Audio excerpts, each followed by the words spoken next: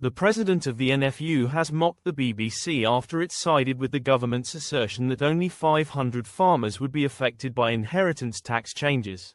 National Farmers Union, NFU, Chief Tom Bradshaw has brutally mocked BBC Verify after it sided with the government in the row over how many farms will be affected by inheritance tax changes.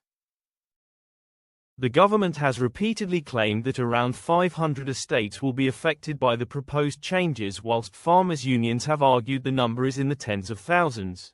BBC Verify said it examined the claims and re-examined them after receiving criticism but still believed that the government's figure was the most accurate. The announcement drew fury from farmers, many of whom protested in central London this week, urging the government to row back on the policy.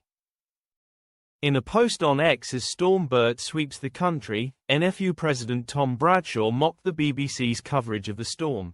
He wrote, "Only 500 people will be trapped in their cars, but the 70,000 that chose not to travel weren't in any way affected." The Post echoed the views of Fellow of Agricultural Law Association Stuart Maggs, who used an analogy of dropping a bollard onto the M4 to illustrate his belief that BBC Verify's research misses the point. He said, "By analogy, if you suddenly drop a bollard into the fast lane of the M4, a few people will crash, but vastly more will be affected." The newspapers the next day will talk about how thousands of drivers were affected by an incident very separately from the number of cars written off in the pile-up.